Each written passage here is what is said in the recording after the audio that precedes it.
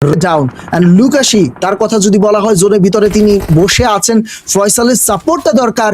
ইনিমিক্যাল Monk sports তারাও কিন্তু লড়াই একেবারেই বর্ত আপাতত এওয়ানার্জি স্পোর্টস তাদের কথা যদি বলা হয় এলিমিনেশন টেক করে যাচ্ছেন একদম ফ্রিকুয়েন্টলি, এখন এলিমিনেশন আসা শুরু করে দিয়েছে তাদের কাছে। অ্যান্ড এই জায়গায় বলা যাচ্ছে 9টি এলিমিনেশন নিয়ে পুরো লিড করছে ওভারঅল যে লিডার বোর্ড আছে সেখানে ইনিমিক্যাল মঙ্ক স্পোর্টস তাদের সাথে আইএনএস এর লড়াই, সেই লড়াইতে আবার ইনিমিক্যাল মঙ্ক অলরেডি প্লেয়ার একজনকে হারিয়েছে।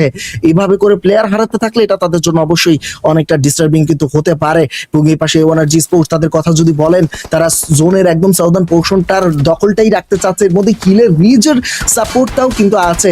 সেটা কিছু সময় পর্যন্ত সাপোর্ট দিল, পরবর্তীতে যখন তারা হিল থেকে নামতে যাবে তখন কিন্তু অপোনেন্টের কাছে অনেকটা ভিজিবল হয়ে যাবেন। অ্যাট দিস মোমেন্ট এডিওজি, নেতা স্যার এবং সাজিদ ওপি তারা পজিশনগুলোকে খুব সুন্দরভাবে কিন্তু ইউটিলাইজ করার চেষ্টা করে যাচ্ছে। বাট এওয়ানার্জি স্পোর্টসের রাউডি এখনো তিনি জোনে থেকে 112 মিটার দূরে অবস্থান করে যাচ্ছেন। সো তাকে জোনের ভিতরে as early as possible entry নিতে হবে।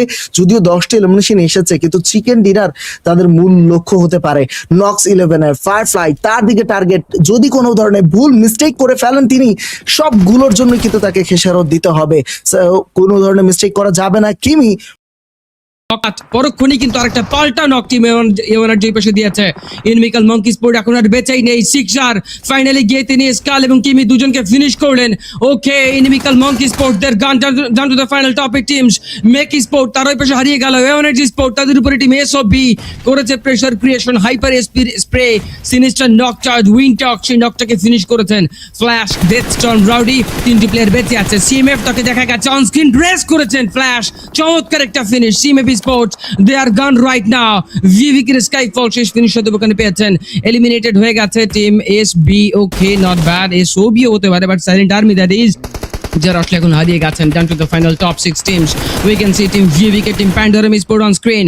এবং প্রুভন করার চেষ্টা করছেন। 14 ফ্রিকিং এলিমিনেশন তাদের কাছে। লুকাশি চমৎকার একটা প্রেসিডেন্ট করেছেন। আরেকটা হবে কিনা, না আর কিন্তু হয়নি। সিজান তাকে ফিনিশ করবে গাড়ি থেকে নেমে। এই পাশে সিজান এবং তাদের প্লেয়ারগুলোকে কিন্তু ফিনিশ করার চেষ্টা করবে টিম এওয়ানার্জি sport. At the same time flash তাকে রেস্কিউ করার চেষ্টা করছে তারা। ওই পাশে টিম কেওডি স্পোর্ট এসবি এর উপরে কিন্তু করেছে আবার একটা প্রেসার ক্রিয়েশন। প্যান্ডারম স্পোর্টের পাশাপাশি ইনিশিয়ে ফোরোফেকান্টো কিন্তু টিম কেওডিকে ধরে রেখেছে এবং টিম কেওডি তাদেরকে কোনোভাবেই মাথা উঁচু করে কিন্তু দাঁড়াতে দেওয়া হচ্ছে না। ইনিশিয়ে ফোরোফেকান্টের সিক্সার তাকে নক হতে হবে। ইয়েস, নক কিন্তু করা হলো তাকে। সাজি সেই নকটা করেছেন, বাট সাজি তার কাভারটা এনশিওর করা খুব বেশি ইম্পর্টেন্ট। গাড়ি আছে আর এয়ার ড্রপ, এর পাশে থেকে ভিন্ন অ্যাঙ্গেল থেকে ফ্ল্যাশ তিনি ট্রেস করেছেন Sajid ওবিকে। কেওডি sport their gun down to the final top 4 teams. এওয়ানার্জি versus INS versus VABK versus team Pandaram sport. চমৎকার একটা এন্ড গেম হতে যাচ্ছে আমাদের এই 7th স্টেজ থেকে। প্যান্ডারাম স্পোর্ট ফরনো তাদের 3টি প্লেয়ারকে আবারও কিন্তু ফুল হেলথে ব্যাক চাইছেন। জোনটা তাদের কাছে নেই। 20 সেকেন্ডসের একটা সময় আছে, এর মধ্যে 40টা সেকেন্ড পার করে তাদেরকে ভেতরে আসতে হবে। এওয়ানার্জি স্পোর্ট তাদের আবারও কিন্তু একটা রেস্কিউ দরকার। রাউডি নকড আছেন, রেস্কিউটি এই মুহূর্তে খুব বেশি ক্রুশিয়াল। ইনিশিয়ে ফোরোফেকাইন এই পাশে জাস্ট এজ মেনটেন করছেন অ্যান্ড ভিভিকে তার ডুও রস্টার নিয়ে ফাইট অ্যাভয়েড করছে, অ্যানালাইজ করার চেষ্টা করছে ঠিক কতটুকু রেডিয়াসে কতটুকু ডিস্টেন্সে টিমসগুলো অবস্থান করবে।